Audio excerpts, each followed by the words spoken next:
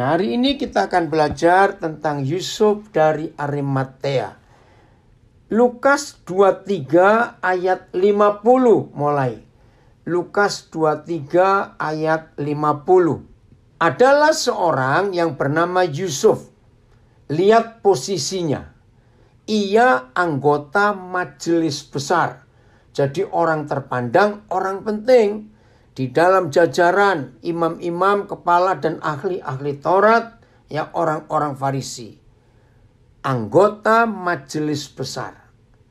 Tapi hatinya beda dengan kebanyakan ahli Taurat, imam-imam orang Farisi zaman itu. Perhatikan pengakuan dari Lukas dan murid-murid yang lain. Penulis Injil sama menulis. Dan seorang baik lagi benar. Saya baca terjemahan lain.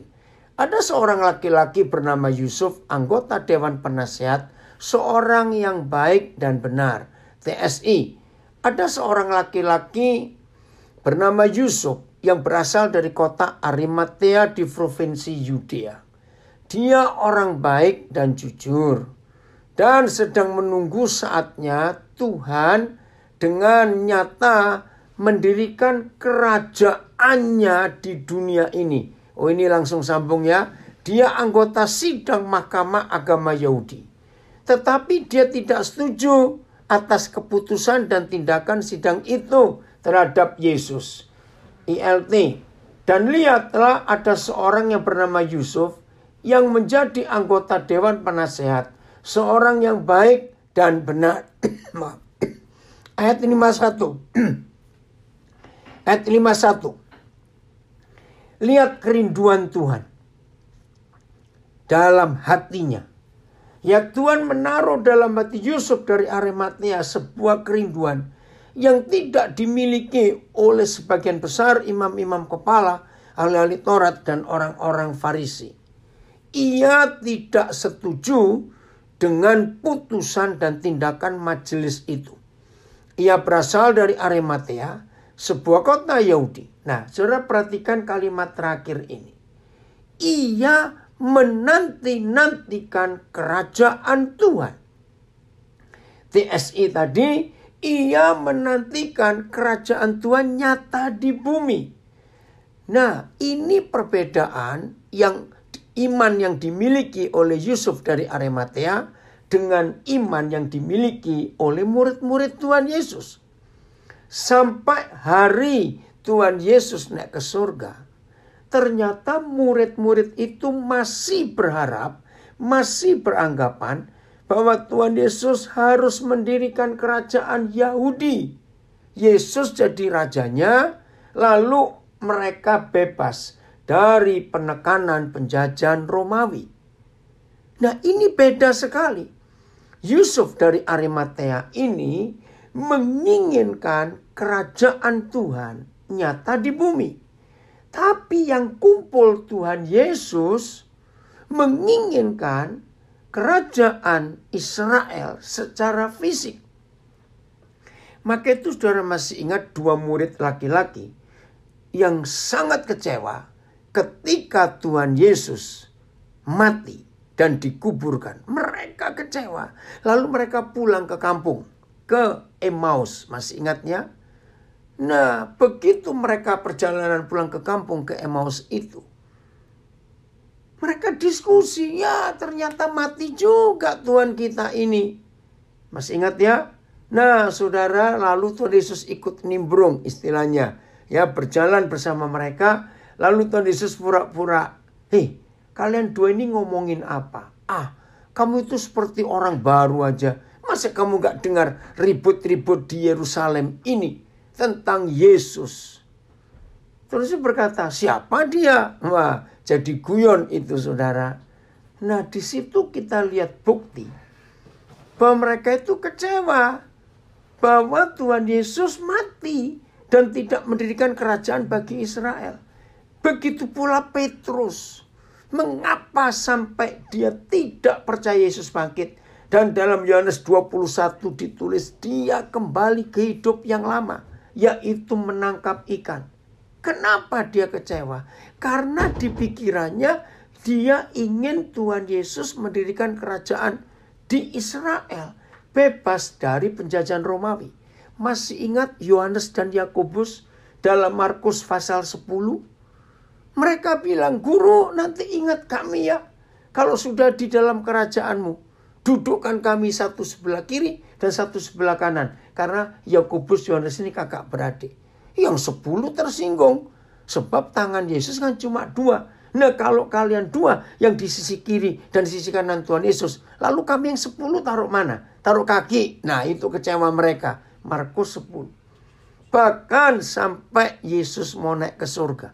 Coba kita lihat buktinya. Kisah Rasul 1 ayat yang ke-6.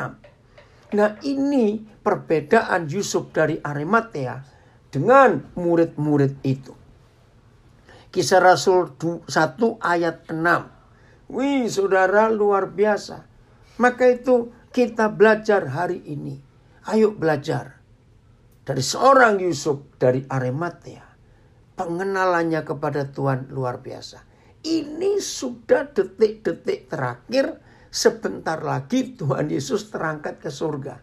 Mereka masih tanya begini. Maka bertanyalah mereka yang berkumpul di situ.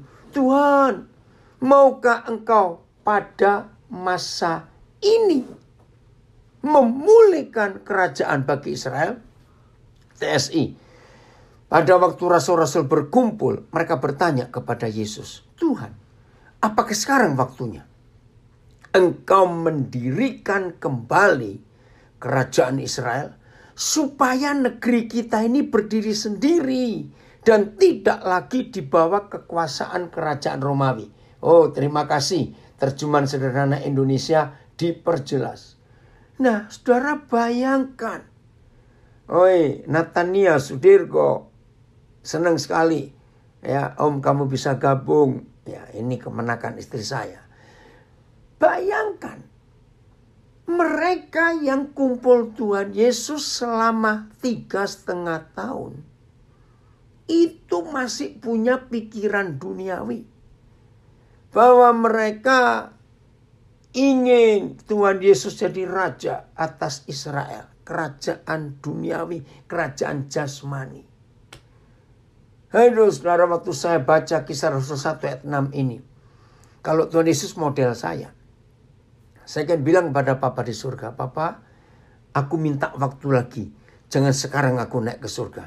Aku mau bereskan orang-orang ini." Bayangkan sudah kuacar sekian tahun. Pikirannya masih duniawi. Ngerti ya maksud ini? Oke, kembali ke Lukas 23 ayat 51-nya. Saudara, ini luar biasa. Ya. Dan ia menanti-nantikan kerajaan Tuhan. Oke, AYT, ia juga seorang yang menanti-nantikan kerajaan Tuhan. Sama, TL. Dan ialah yang sedang menantikan kerajaan Tuhan. Saudara, ayo kita tanya kepada diri kita sendiri.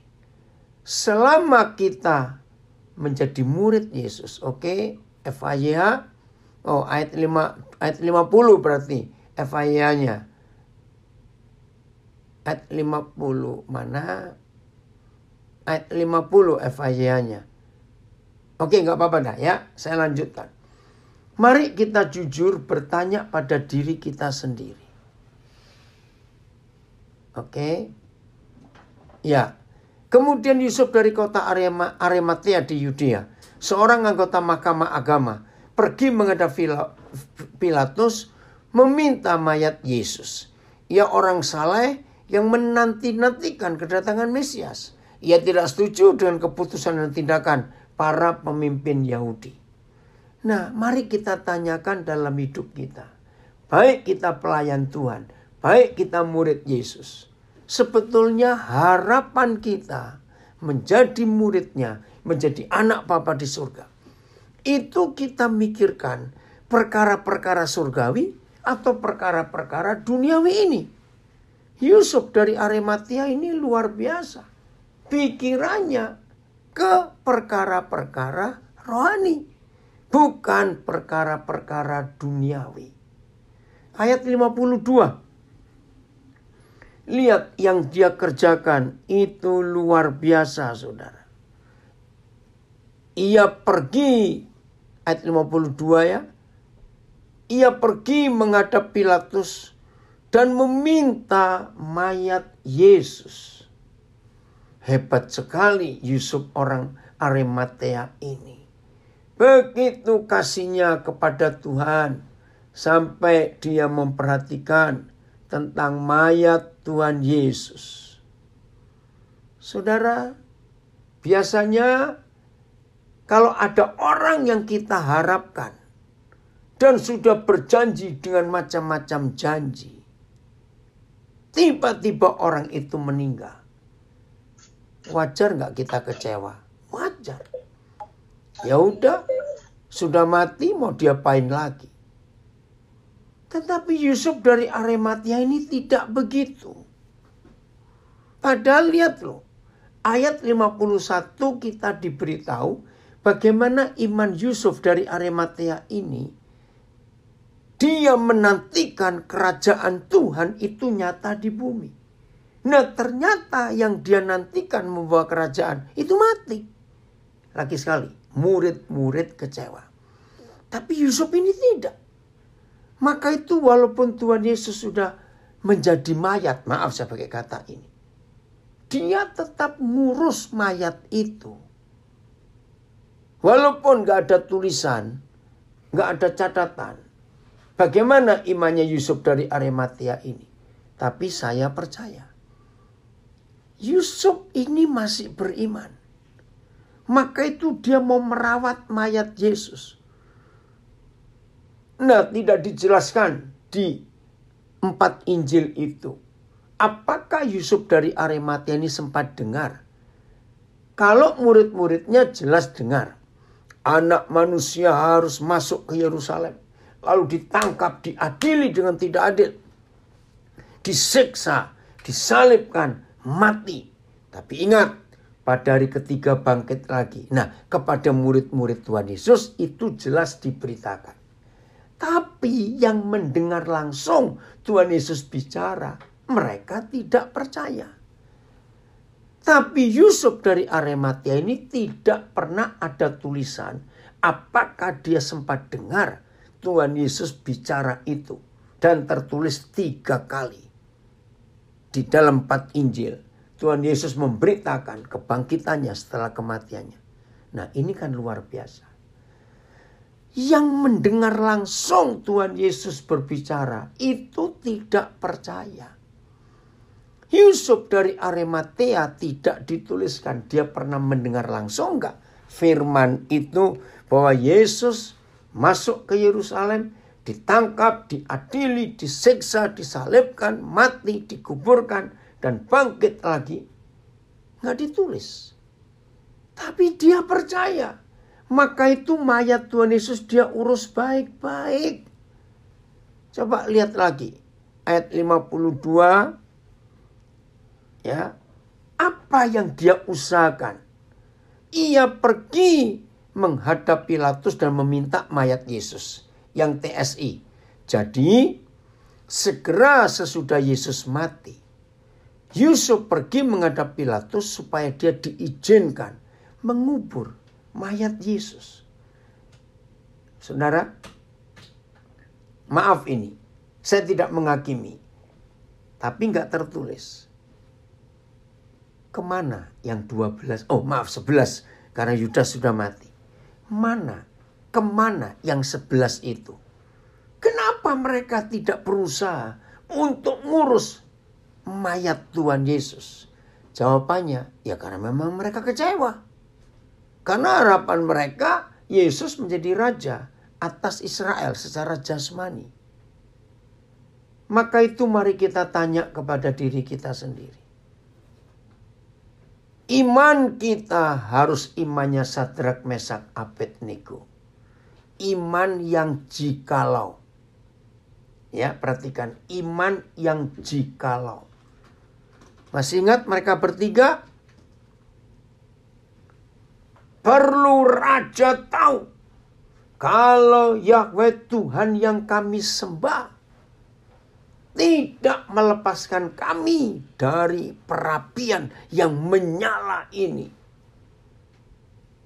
kalau Tuhan yang kami sembah tidak melepaskan kami dari perapian yang menyala. Perlu raja tahu, kami tidak akan menyembah patung itu. Kami akan tetap menyembah kepada Tuhan. Ini iman jikalau.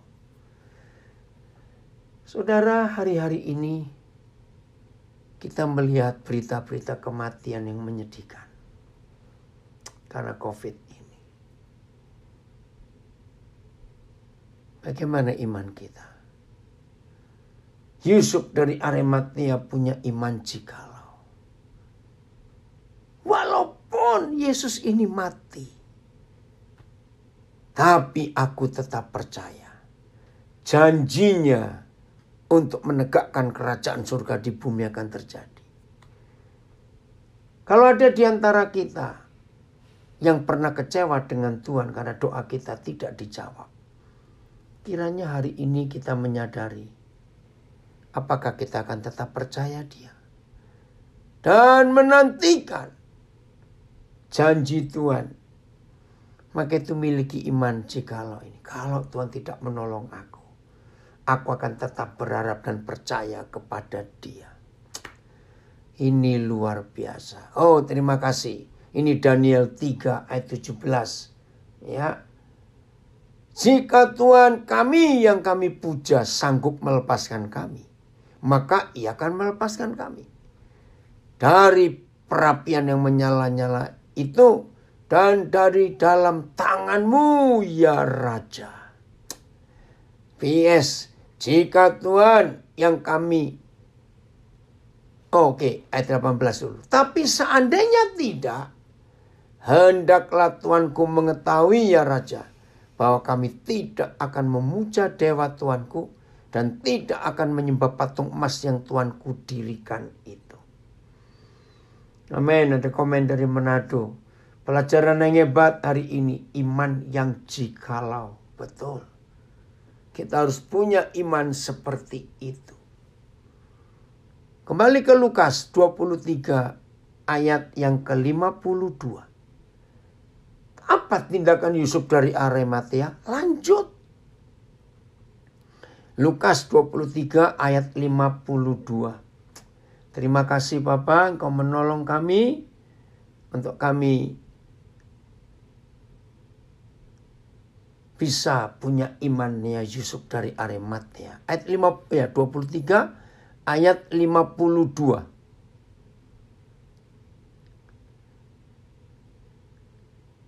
Ya. 52. Sabar dulu. Puji Tuhan Pak Gembala dari Karawang hadir. Pak Yosep. Ya. Ayat 52. Oh 53 sekarang. Maaf. 53. Maaf. Saudara lihat imannya Yusuf ini. Dan sesudah dia, Yusuf dari Arimatea, menurunkan mayat itu, ia mengapaninya dengan kain lenan. Ini tradisi Yahudi. Ya. Lalu membaringkannya di dalam kubur yang digali di dalam bukit batu. Saudara, luar biasa imannya. Jadi mengapani mayat atau mengapani jenazah itu bukan tradisi Muslim, itu tradisi Yahudi. Ya, ingat Yahudi ada lebih dulu sebelum Muslim. Dia membaringkan mayat Yesus. Perhatikan baik-baik. Tidak dikatakan dia menguburkan atau memakamkan mayat Yesus. Beda. Membaringkan. Ayat. Lalu ia pun menurunkan mayat Yesus dari kayu salib dan membungkusnya dengan kain linen. Setelah itu ia membaringkannya dalam sebuah kubur yang dipahat pada bukit batu. Di sana belum ada seorang pun yang dibaringkan. TSI-nya. Ya. Atas izin Pilatus, Yusuf dan beberapa orang lain menurunkan mayatnya, lalu membungkusnya dengan kain kafan yang terbuat dari linen. Lalu mereka meletakkannya Saudara, harusnya ditulis meletakkan mayatnya. Ya, tapi cuma meletakkannya. Apa bedanya meletakkannya dan meletakkan mayatnya? Ini imannya Yusuf. Yusuf percaya dia pasti bangkit. Saya ulangi, meletakkannya di dalam kuburan yang dibuat seperti gua di dalam bukit batu. Kuburan itu masih baru dan belum pernah dipakai. Nah, lagi sekali saya tuh kagum dengan imannya Yusuf ini. Membaringkannya, bukan menguburkannya. Bedakan, saudara. Papa, kami ingin punya imannya Yusuf dari Arimatea ini. Membaringkannya. Kalau saudara membaca, mendengar kata membaringkannya. Seperti membaringkan anak, pasti lagi tidur, kata membaringkan. Betul ya, meletakkan. Dan ini yang dikatakan oleh Tuhan Yesus tentang Lazarus. Nah, maka itu saya ulangi lagi. Nggak ditulis di kitab Injil Yusuf Arimatea ini sering dengar khotbahnya Tuhan Yesus atau tidak. Tapi dalam kisah hidupnya yang cuma ditulis sekali loh. Cuma sekali ditulis. Dan 3 penulis Injil lain menuliskan tentang Yusuf Arimatea. Tapi cuma sekali. Tapi imannya luar biasa. Yohanes 11 ayat 11. Nah, kalau saudara membaca ayat ini, Yohanes 11 ayat 11. Maka akan nyambung. Apa yang dikatakan Yusuf Arimatea membaringkan, bukan menguburkan. Yohanes 11 ayat yang ke-11. Terima kasih Bapak, terima kasih. Yohanes 11 ayat 11. Oke. Demikianlah perkataannya. Dan sesudah itu ia berkata kepada mereka, Lazarus saudara kita telah tertidur. Padahal sudah mati. Tetapi aku pergi ke sana untuk membangunkan dia dari tidurnya. TSI, lalu dia berkata lagi, sahabat kita Lazarus sedang tidur sekarang. Tetapi aku mau pergi ke sana untuk membangunkan dia. Saudara, keren gak ini? Tidur. Nah, Yusuf dari Arimatea punya iman ini. Maka itu diantara kita semua yang ikut belajar sekarang ini. Maaf, kalau ada diantara kita yang ditinggalkan oleh salah seorang yang kita kasih dalam keluarga kita, percayalah akan firman ini. Mereka sedang tertidur sekarang. Kalau tertidur, berarti dia pasti bangun. Nah, sekarang lihat perbedaannya. Terjemahan baru, telah tertidur. Saudara tahu nggak bedanya tidur dan tertidur? Ini loh perbedaannya. TSI sedang tidur sekarang. Wih, ini luar biasa. Tertidur. Beda dengan tidur. Terima kasih Tuhan. Terima kasih. Ini yang kita perhatikan baik-baik.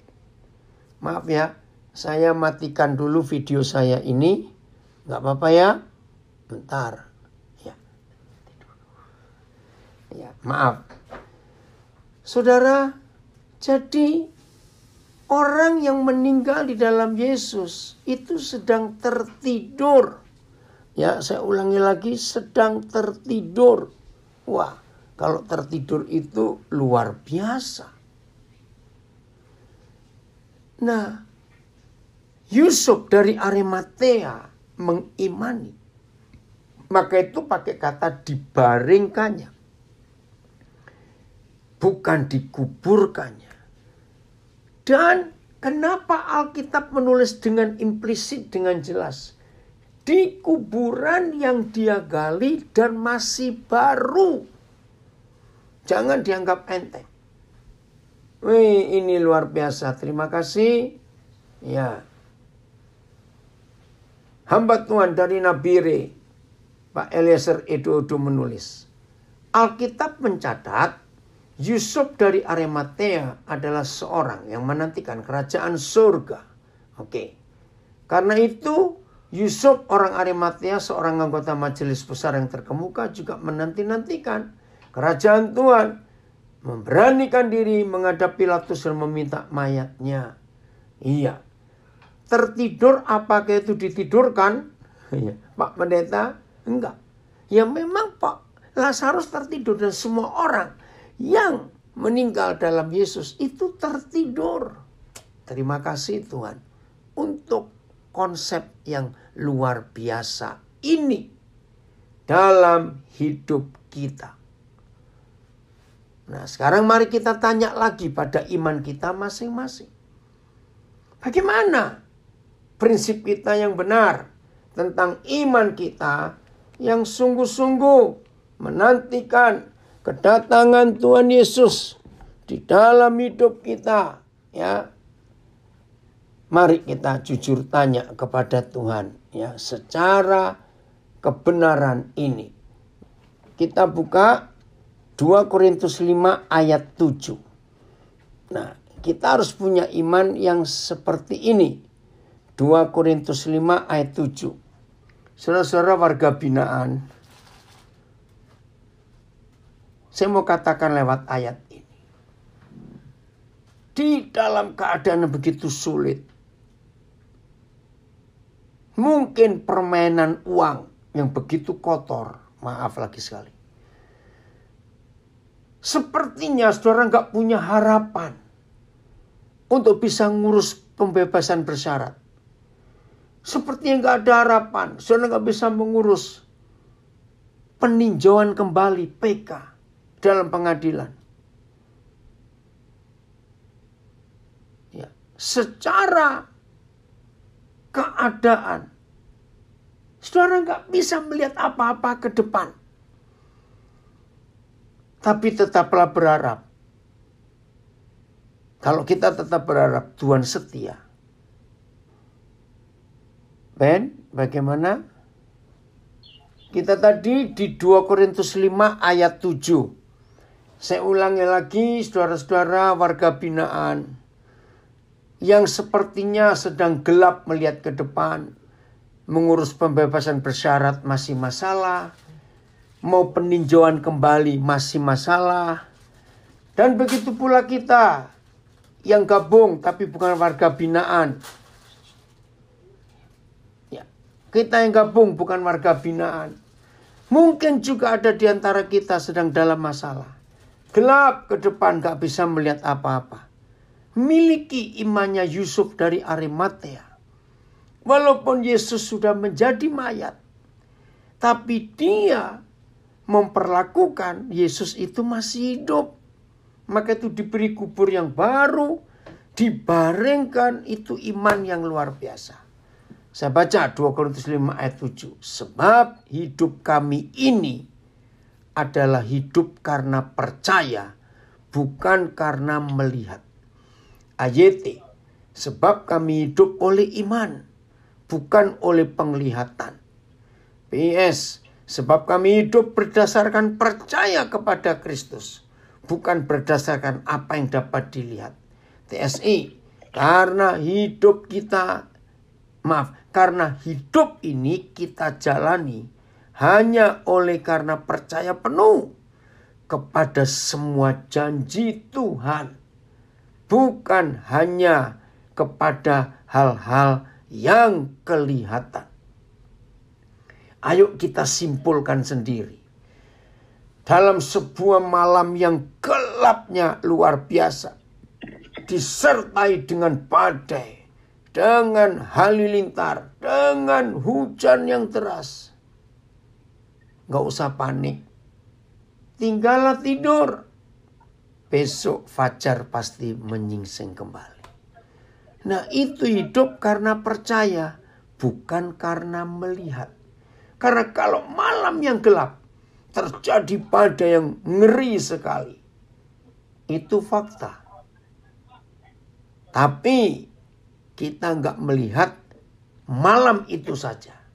Besok tetap ada cahaya, ada matahari. Nah, itulah iman kita.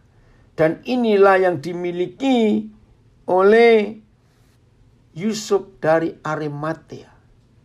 Seorang yang baik benar. Padahal dia golongan anggota majelis besar. Yang rata-rata teman-temannya di majelis besar itu tidak percaya Tuhan Yesus. Tapi dia bisa percaya. Karena dia tahu janji Tuhan. Kalau Tuhan berfirman, pasti akan tergenapi. 2 ayat lagi saya sampaikan ini. Supaya kita percaya betul apa yang Tuhan sedang sediakan di dalam kehidupan kita. Nah, Lukas 24 masih bersambung. Lukas 24. Ya, kita lihat ini. Lukas 24. Mulai ayat 13. Ya. Mulai ayat 13. Saya baca dulu 13 ya. Pada hari itu juga, ayat 13, ya, 2 orang dari murid-murid Yesus. Murid loh saudara, bukan sekedar orang percaya, murid. Berarti mereka sudah ikut pelajaran dari Tuhan Yesus. Pada hari itu juga 2 orang dari murid-murid Yesus pergi ke sebuah kampung bernama Emmaus yang terletak kira-kira 7 mil jauhnya dari Yerusalem. Mereka bercakap-cakap tentang segala sesuatu yang telah terjadi.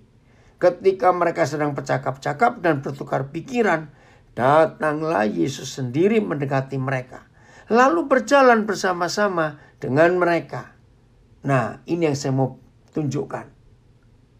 Tetapi ada sesuatu yang menghalangi mata mereka. Coba lihat terjemahan yang lain. Nah, kita harus tanya dalam hidup kita hari-hari ini. Apa yang menghalangi mata saudara dan mata saya sehingga sulit untuk melihat apa yang Tuhan janjikan itu? AYT. Akan tetapi mata mereka terhalang sehingga mereka tidak dapat mengenali Dia. BS, mereka melihat Yesus. Ini terjemahan bahasa Indonesia sehari-hari. Mereka melihat Yesus. Tetapi ada sesuatu yang membuat mereka tidak mengenal Dia. Saudara percaya enggak? Kebencian itu membuat mata murid Yesus tidak bisa melihat kasih. Dengar kalimat ini. Kalau ada kebencian dalam hidup saudara, maka mata saudara enggak akan bisa melihat kasih. Betul tidak? Karena kebencian itu lawannya kasih. Kasih itu tidak membenci. Betul? Cinta uang akan menjadi penghalang di mata kita untuk enggak bisa mengenali Yesus. TSI. Memang keduanya melihat Dia. Ya, BIS mereka melihat Yesus. TSI memang keduanya melihat Dia. Tetapi seperti ada suatu penghalang yang membuat mereka tidak mengenalinya. Sebelum kita selesai, bahkan nanti kalau kita selesai belajar ini, saudara ingat, apa yang membuat kita sulit bisa melihat kebenaran, melihat Yesus apa? Ayo, kita cari, minta Tuhan menunjukkan apa yang menghalangi mataku, sehingga aku sulit percaya kepadamu Tuhan.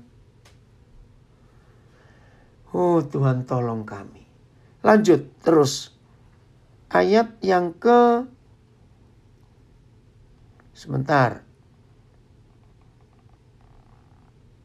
ayat 30-31. Nah ini yang saya maksud 2 ayat tadi. Ya. Yang pertama itu tadi ayat yang ke-16. Sekarang ayat 30-31. Khususnya 31.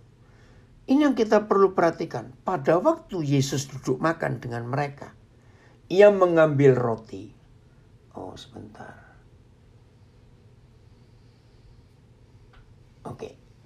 Ya, pada waktu ia duduk makan. Terima kasih Hosea, kamu menerangkannya. Ia mengambil roti, mengucap berkat, lalu memecah-mecahkannya dan memberikannya kepada mereka. Saudara perhatikan. Ketika itu. Ketika apa? Ketika roti dipecah-pecahkan. Ketika firman dibuka. Ketika firman disuguhkan sebagai makanan. Bukan sebagai doktrin. Beda. Firman atau Alkitab yang dibuka sebagai makanan dengan khotbah atau membuka firman sebagai doktrin, itu beda hasilnya. Semua kita, para pendeta, hamba Tuhan, teolog-teolog, bisa mengkhotbahkan Alkitab, membuka Alkitab sebagai doktrin. Bisa. Tapi percayalah, Alkitab yang dibuka sebagai doktrin tidak akan bisa membuka mata. Tapi kalau firman dibuka sebagai makanan roti hidup. Lihat ini.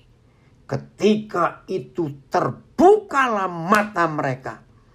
Dan mereka pun mengenal Dia. Tetapi Yesus lenyap dari tengah-tengah mereka. Lihat kesaksian mereka. Ayat 32. Kata mereka seorang kepada yang lain. Bukankah hati kita berkobar-kobar ketika ia berbicara dengan kita di tengah jalan dan ketika ia menerangkan kitab suci kepada kita? Jadi mereka itu merasa ada yang lain. Apa yang dia ceritakan sampai hatinya berkobar-kobar. Tapi karena ada yang menutupi mata mereka sehingga mereka nggak bisa lihat kebenaran itu. Saudara, ayo kita jujur. Oke, kita lihat waktunya. Kembali lagi ke ayat 13. Berapa jauh sih jaraknya? Sambil saya membaca tadi, ada gembala dari Karawang menulis. Sebentar, saya harus baca ini ya. Bentar, tadi tulisan bagus. Gembala dari Karawang, makasih Pak Yosef. Bentar ya. Mana tadi? Ya. Tidur, ini bicara masalah tidur. Ya tadi saya belum sempat baca. Tidur tindakan yang dipersiapkan. Tertidur tindakan yang tidak disadari. Oleh karena keadaan dan situasi keterbatasan manusiawi. Sebab itulah ada anugerah Bapa Surgawi dalam umatnya yang tertidur. Terima kasih Pak Pendeta Yosef. Ini penjelasan bagus. Nah, lihat ayat 13 Lukas 24. Yang terletak kira-kira 7 mil jauhnya dari Yerusalem. Kalau mil pakai mil internasional itu kira-kira 1,3 kilometer. Nah sekarang kita kalikan. Kalau 7 mil dikalikan 1,3 itu ada 10 kilo. Coba tolong bantu saya. 9,1 kilo. Terima kasih anak saya di sini. Nah, oke. Ayo kita hitung. Perjalanan 9,1 kilometer. Itu berapa jam? Kalau 1 kilometer itu hitungannya 20 menit. Tergantung ya rata-rata. Masa sih berjalan begitu lama? Mereka bertiga berdiskusi. Ngerti gak pertanyaan saya? 9 kilometer. Kalau 1 kilometer itu 20 menit atau 25 menit. 20 menit lah. Jadi berapa jam itu saudara? Masa gak merasa? Ngerti ya maksud saya? Nah ini loh. Ayolah hari ini kita jujur. Apa sih yang masih menutupi mata kita ini? Sehingga kita sulit. 1 kilometer itu sama dengan 1,6 mil.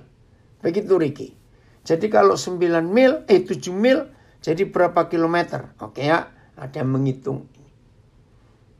Nah, begitu lama perjalanan ini, Tuhan Yesus mengomong. Apalagi ditulis di ayat yang ke-27. Waduh, ini lama sekali loh saudara. Ayat 27. Lalu Yesus menjelaskan kepada mereka apa yang tertulis tentang dia dalam seluruh kitab suci. Mulai dari kitab-kitab Musa, itu Kejadian sampai Ulangan, dan segala kitab nabi-nabi. Mulai Yesaya sampai Maleaki. 15 kilometer hampir. Saudara bayangkan. Ini berapa jam menerangkan kitab-kitab Musa dan kitab nabi-nabi. Tetap gak ngerti. Gak kenal siapa Yesus. Maka itu kalau firman sebagai roti hidup dibuka sebagai makanan. Oke, jadi berapa jam itu Betty? Maka orang yang penglihatannya sulit mengenali Tuhan, maka firman yang dibuka sebagai roti akan membuat mata kita terbuka. Dan kita akan mengenal siapa Yesus. Kurang lebih 1,5 jam. Terima kasih Pak Artono Chandra. Ayo hari ini kita berubah dalam mengerti firman Tuhan. Berarti Yusuf dari Arimatea ini punya hubungan yang luar biasa dengan Tuhan Yesus. Beda dengan ke-12 murid yang lain yang sulit mengenali Yesus. Ngerti ya saudara? Saya senang kamu ikut. Ini ponakan saya ikut. Ayo hari ini kita berubah. Ambil keputusan yang benar. Firman itu biar bekerja dalam hidup kita. Puji Tuhan.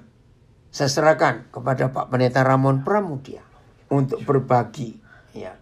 Belum. Ayo cepat. Gak apa-apa sudah begitu aja. Ya. Jelas ya saudara? Oke. Nanti kita akan berusaha untuk hidup makin mengenal Tuhan kita dalam segala keadaan. Puji Tuhan untuk itu. Baik. Saya kembalikan ke host. Siapa yang mau berdoa ini Ben? Ya. Kita jadi pelaku firman ya. Hidup seperti Yusuf dari Arimatea. Imannya luar biasa.